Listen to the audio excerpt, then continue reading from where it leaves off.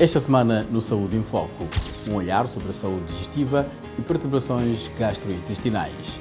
Ruanda acolhe a 5ª semana anual da endoscopia e como podemos melhorar a saúde intestinal. Um perito partilha algumas dicas. Além disso, observe esses auscultadores. Os especialistas dizem que não estão isentos de riscos. Vamos ter estas e outras histórias nesta edição de Saúde em Foco.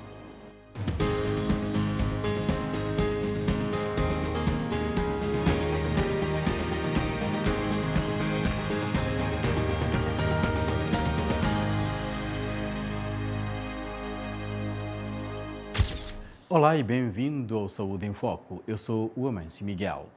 Uma dor de estômago é muitas vezes um sinal para ir à casa de banho, mas por vezes pode indicar um problema grave no sistema digestivo. 4 em cada 10 adultos no mundo sofrem de perturbações gastrointestinais, de acordo com dados publicados num jornal especializado.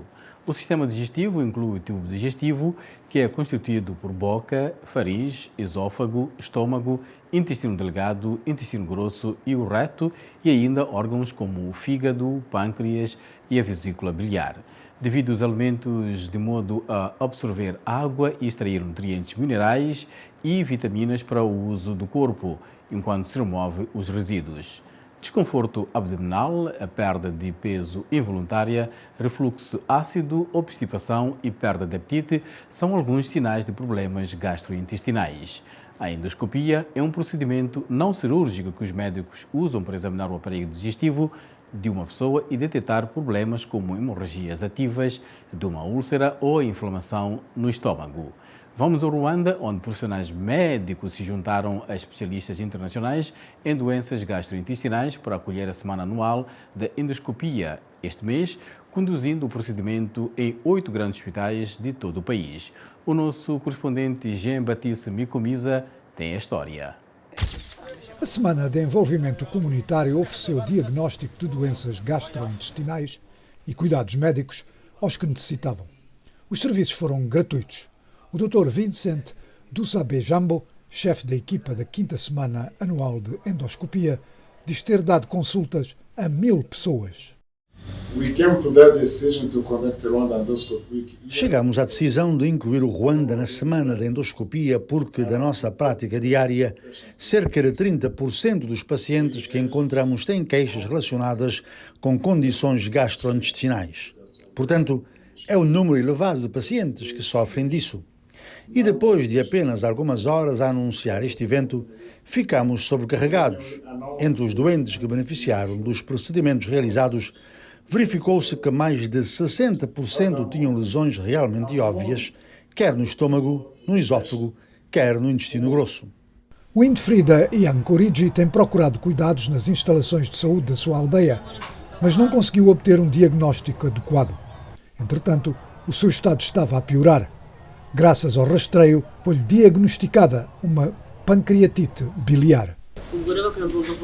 A minha urina era amarela e ensanguentada. Disseram-me que tenho pancreatite biliar. Esses cálculos biliares obstruem as passagens do meu pâncreas. Os médicos removeram as pedras na vesícula biliar, agora espero ficar bem. Matias Muniangaba é outro beneficiário da Semana da Endoscopia. Tem vindo a sofrer de dores abdominais e pensava que a sua vida tinha acabado. Tem agora algumas respostas e encontrou algum alívio. Desenvolvi um problema abdominal e mais tarde comecei a vomitar sangue. Estava desesperado e pensava que já não é possível ser curado. Ao chegar aqui, conheci os médicos especialistas que fizeram um exame médico e descobriram que tenho úlceras no estômago. Os médicos conseguiram ajudar-me e agora sinto-me melhor.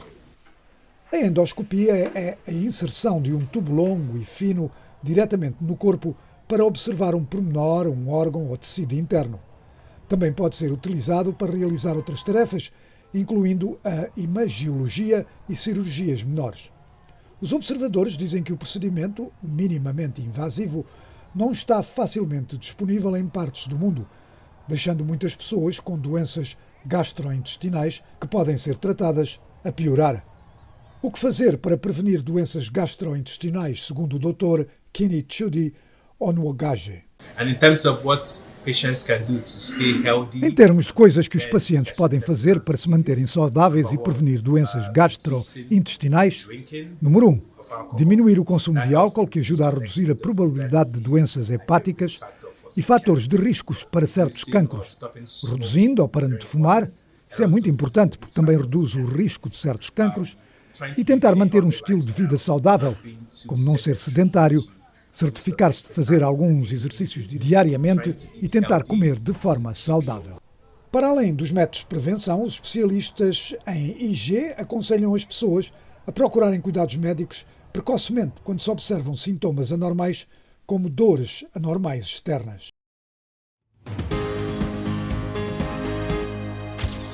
Como você cuida da sua saúde digestiva?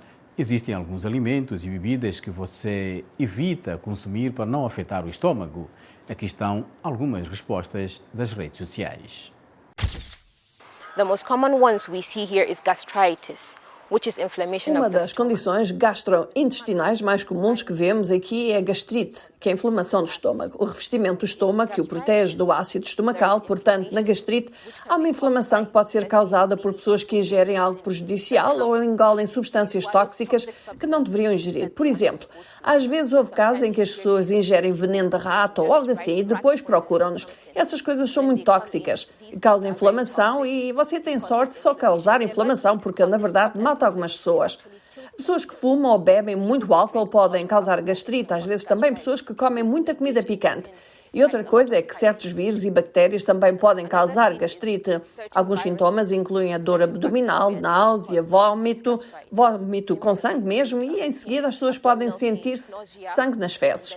Outro problema que prevalece aqui é a úlcera péptica. Isso é o que as pessoas costumam chamar de úlcera. A principal causa que vemos também é a bactéria H. pylori. Em seguida, certas drogas como anti-inflamatórios, não esteroides. Infelizmente, o efeito colateral pode ser a doença péptica. A apendicite também é algo que vemos. Com a apendicite, a dor começa repentinamente no abdômen. A única maneira de tratá-la é por meio de cirurgia ou uma emergência para remover essa apêndice. Isso é algo que deve ser resolvido imediatamente, porque é muito perigoso. Se o apêndice se romper, pode tornar-se uma ameaça à sua vida. Mas outra coisa que realmente gostaria de abordar é o cancro coloretal. Existem outros tipos de cancro, como o cancro do estômago, mas o cancro coloretal é algo que prevalece e tem ocorrido especialmente na geração mais velha. Mas o interessante é que, conforme o tempo está a mudar, agora vemos pessoas de 35 a 40 anos desenvolver cancro coloretal. Um dos principais fatores de risco para este cancro é o tabagismo. Depois, o consumo excessivo de álcool e também a genética. Algumas pessoas têm uma doença chamada polipsoadenomatosa familiar. E essas são pequenas estruturas semelhantes a pólipos que se desenvolvem por todo o intestino e, em seguida, essa condição genética pode provocar o cancro. Porque é importante fazer exames regularmente para que a doença possa ser detectada e tratada em um estágio inicial. O ponto principal é quando sente que algo está errado consigo e toma certos medicamentos que acha que vão funcionar e não funcionam. Vá para o hospital. Portanto, o primeiro passo que podemos fazer é, quando souber que algo está errado, trate-se no hospital e, em seguida, também temos algumas modificações no estilo de vida que podemos fazer, como, por exemplo, uma alimentação saudável, exercícios, ar fresco, e quando souber que algo está errado, vá ao hospital. Lojas fechadas, sepulturas recém-cavadas, novos centros de tratamento, a cerca de 150 km da agitação da capital, a última estirpe do vírus ébola provocou medo em Kassanda e Mubende, o epicentro do surto no Uganda.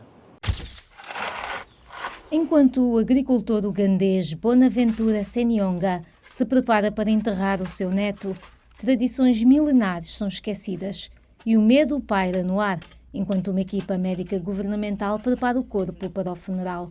A despedida dos mortos é normalmente um assunto comunitário.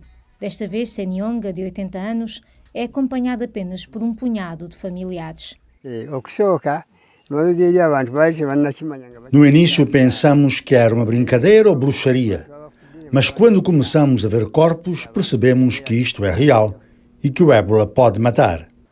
Mais de 50 pessoas morreram, mais de 135 casos até agora, segundo o Ministério da Saúde ugandês. Os distritos de Kassanda e Mubende estão no epicentro do surto de ébola. Ambos os distritos têm estado em confinamento desde meados de outubro. Foram relatados casos na capital, Kampala, e agora em Jinja, no leste do Uganda. Temos problemas de dinheiro.